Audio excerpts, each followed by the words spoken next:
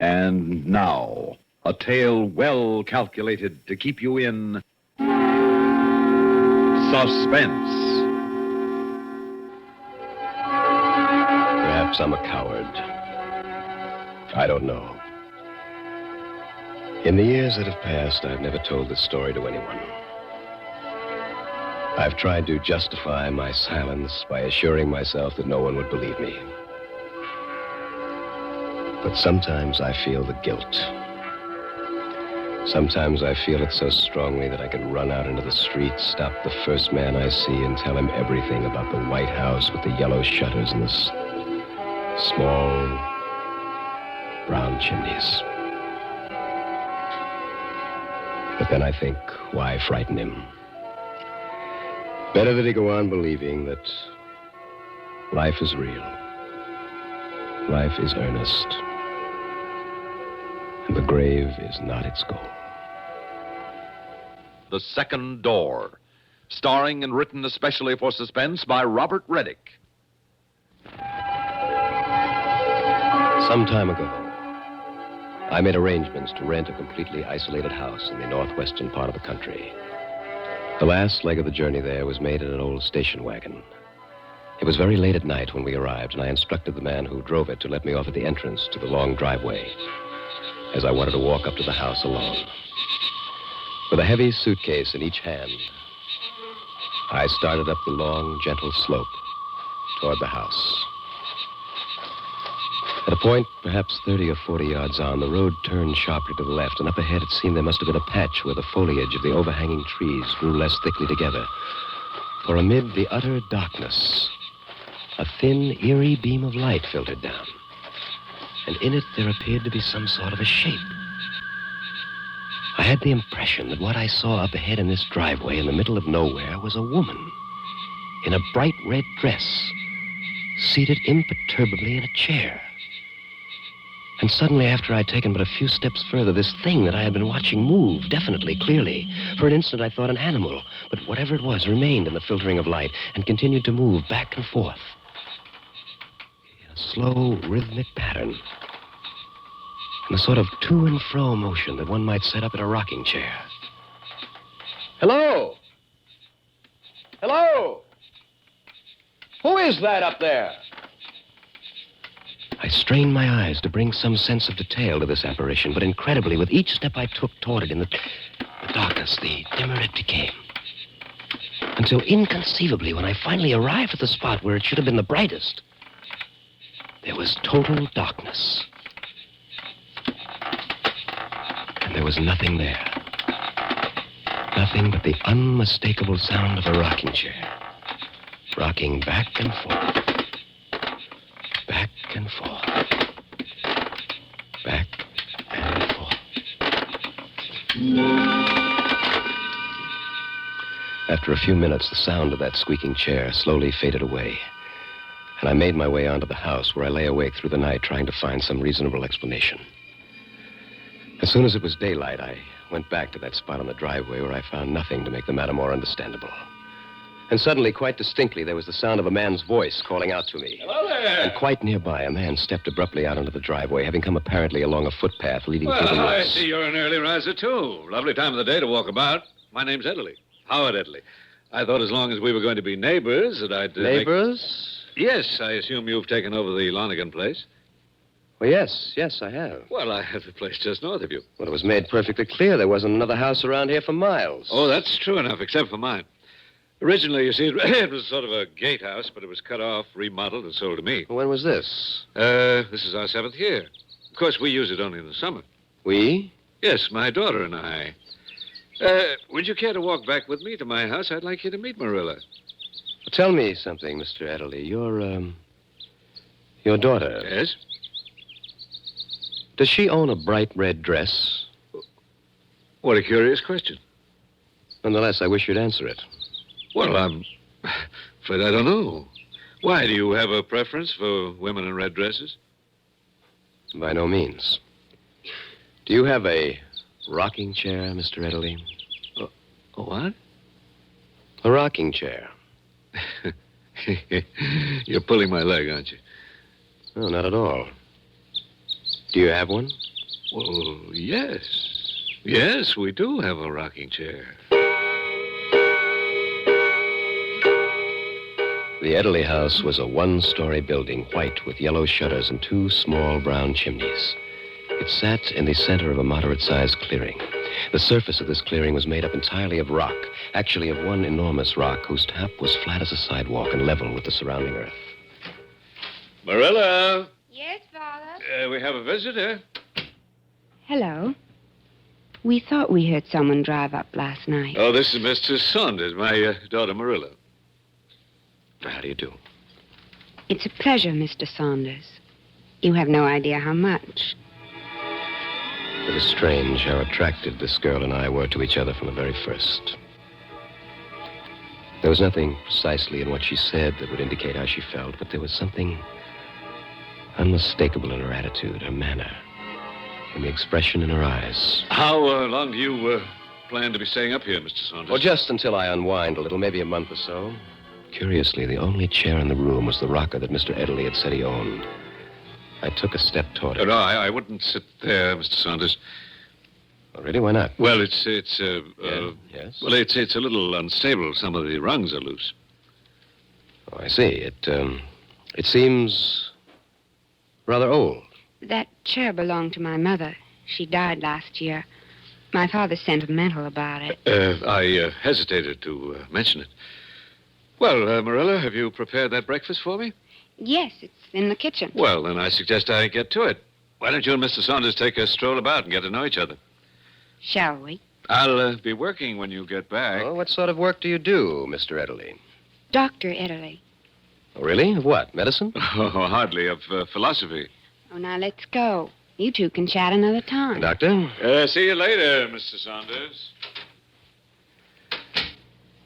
Don't you think you'll be a little chilly? Do you think so? Well, I'll get a jacket. Through the window, I could see her open the closet. And there, hanging in plain sight, was a bright red dress. I said nothing to her about it, hoping that in some way she'd get around to mentioning it, or at least let something drop that would help explain what I'd seen in the driveway. But she didn't. We strolled about for some time, and she spoke only of inconsequentialities. And when I asked her something specific about her background, she would respond with a non sequitur or direct my attention to some flower or passing bird. But with all, her attitude remained warm and friendly. I might even say inviting. And despite everything, I felt myself being more and more drawn to her. At one point, I couldn't resist the impulse to reach out for her hands. Don't touch me. What? Please. Well, I don't understand. Why should... Don't come any closer. Marilla, what is it? We'd better go back now. What's the matter with you? Nothing. I'm perfectly all right. Well, I tried to take hold of your hand. You backed away from me as if I were a serpent. Why? Please. Well, why did you do that? You looked absolutely terrified. I can't explain. Can't explain? Why can't you explain? mean, I don't know why I did What, that. are you afraid of me? No. Well, then give me your hand. Why won't you give Leave me me your hand? alone, will you? What? Please, just leave me alone. She suddenly turned and started to run down the path, and at that exact moment, from a distance, we heard a voice calling out, screaming out, rather, as if in anguish. The path branched off just ahead, and I ran quickly in the direction of the scream. It was only a short distance to the point where the path came out of the woods, and I found myself on the cleared land that surrounded the Lonigan house. And there was no one there. Like the previous night when I'd heard the sound of the rocking chair coming out of nowhere, there was now only this agonizing scream for help. Again and again.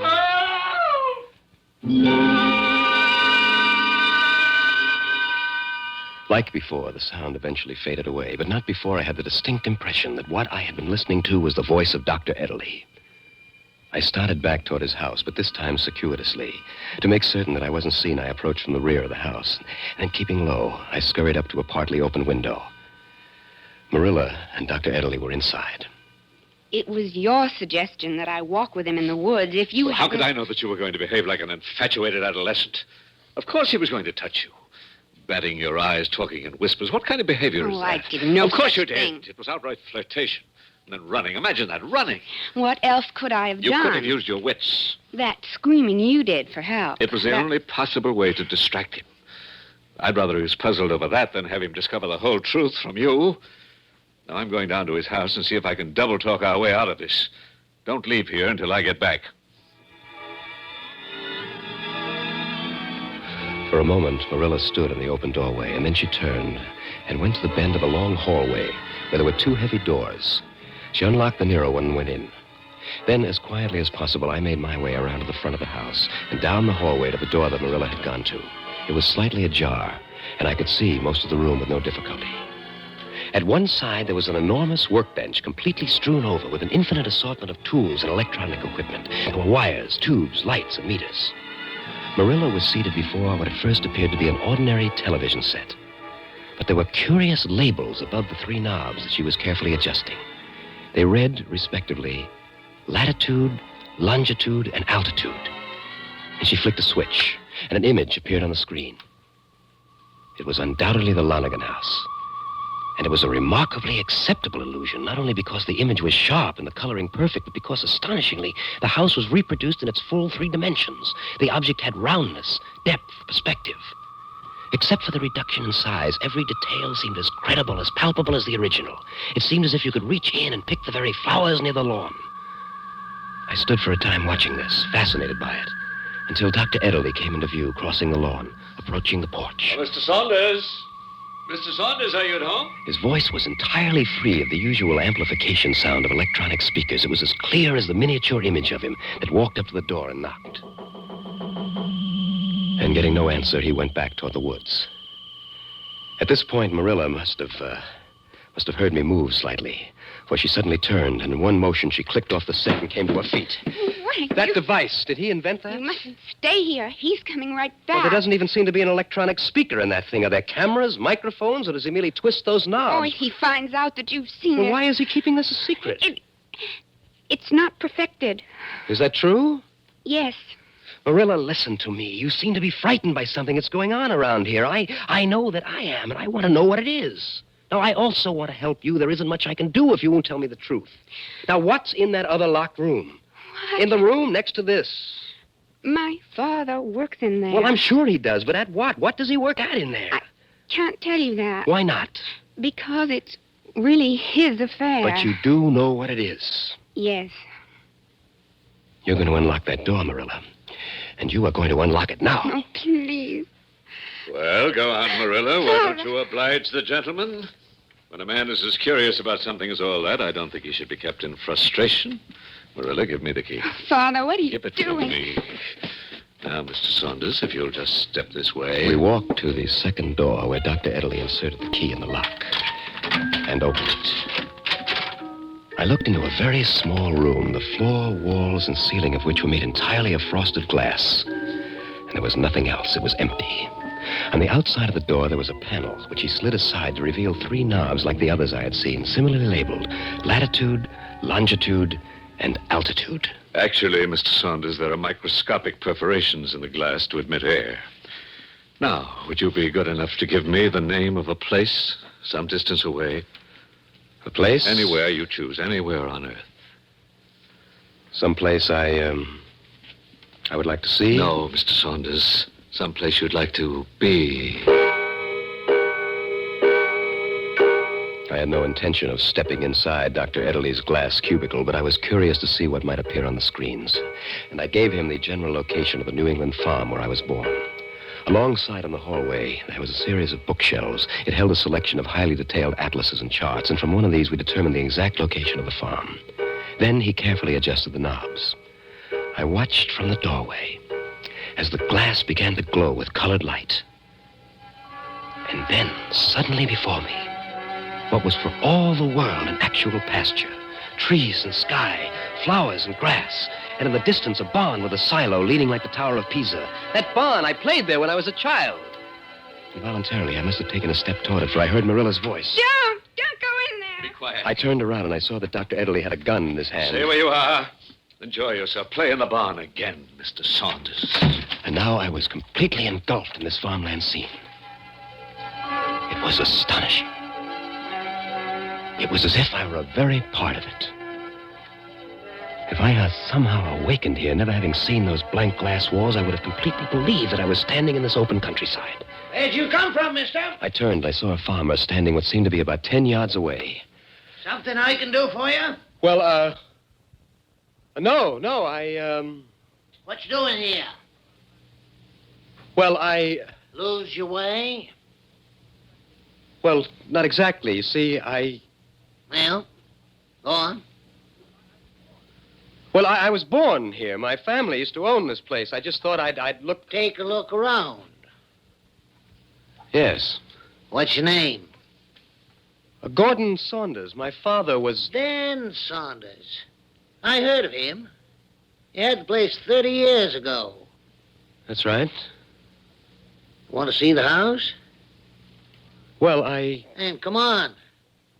He turned his back and walked away. Bring that rake along, will you? It was lying on the ground near my feet. I bent down. But my hand didn't close about the handle of the rake as it would have ordinarily, but rather passed right through it as if it weren't there. Nothing but sounds and images projected across the continent. You coming? No. I'd rather be by myself. I'll just take a little walk around, if you don't mind. Suit yourself. We'll be up at the house if you change your mind. Well, thank you very much. And he turned and walked further away. He went on. Then suddenly there was the sound of a key, and the door opened back into Dr. Ederly's hallway. Somehow, in an effort to save me, Marilla must have managed to get the key and the gun away from her father. Had quickly opened the door of the cubicle and thrown the gun down the length of a long hallway. As I came out, she was grappling with him to keep him from reaching it. Before I'd taken 2 steps toward them, he'd broken loose and was running for the gun. It was obvious that he'd reach it before either of us, and in a moment, we'd both be helpless. I had a revolver in my suitcase at the Lonigan place, and I knew that our only chance was for me to get it. I ran out of the house and into the woods.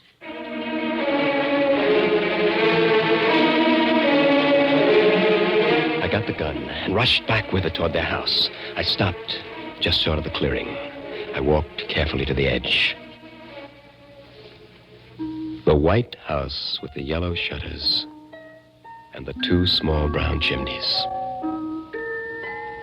was no more. It had vanished completely. Not a trace of it. I walked out into the clearing, bewildered, shocked, hardly able to accept the evidence of my senses. How do you know, Mr. Saunders, that all of life is not an illusion? I didn't even bother to turn or look about, for I knew I'd see nothing. Can you hear me, Marilla? Yes, I can hear you. I can see you. Are you all right? She's perfectly all right. The house was never really here, was it? I'm afraid not. Nor were you. That walk we took in the woods, Marilla? Like your visit with the farmer. And it was you in the red dress? Yes. I'm sorry. I was doing some experiments. There was a short circuit, and the image appeared in the driveway. And when I tried to touch your hand, Marilla, in the woods... She moved away.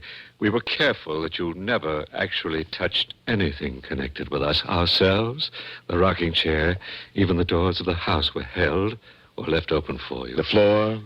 What you felt under your feet was the same flat rock you're standing on now. What you saw was the illusion of floorboards. No, nothing to touch. As yet. As yet? We have 5 senses, haven't we, Mr. Saunders? You were quite beguiled by the use of only 2. Well, I expect to have no particular difficulties with odors and tastes. But the sense of touch... You'd be interested to know that I've begun my experiments with the sense of touch, Mr. Saunders, and with very encouraging results. I'd considered conducting another experiment now, with you as the subject. With you, and with a bullet for my gun. Oh? But Marilla has pleaded your case. She's convinced me that you're too sensible to tell anyone about all this, that no one would believe you. I don't imagine they would. She's also promised never to try to get in touch with you. And, of course, I have a way of keeping an eye on you, don't I? That house actually does exist somewhere, doesn't it? Yes, but you won't try to find it, will you, Mr. Saunders? And, of course, your name isn't Ederly. I should think not. You know, I've thought of an interesting experiment we might conduct in the place of the one with the bullet. Marilla, I thought that since you've become so fond of our friend that you might want to say your last goodbye with the proper finality, that you might want to say it with a kiss. For a moment or two, there was silence. And then I heard Marilla's voice. very close, almost in a whisper. I've never heard your first name. Would you tell it to me now? It's Gordon. Goodbye, Gordon. And then I felt Marilla's lips on mine. Gently. A tender pressure that lingered on my lips for a moment. And then was gone. And now, Mr. Saunders, now that I have given you your life, would you tell me in return if you felt Marilla's kiss? Yes, I did. Clearly, unmistakably. It was in every sense the kiss of a lovely woman. Except... Yes. Except what? that it was cold, Doctor. Cold as death.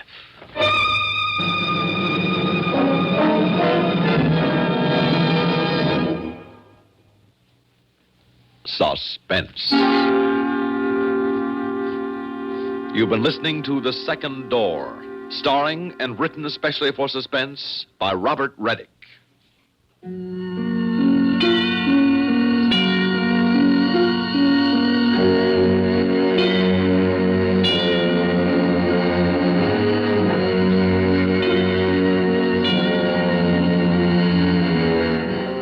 Suspense is produced and directed by Bruno Zerato, Jr. Music supervision by Ethel Huber.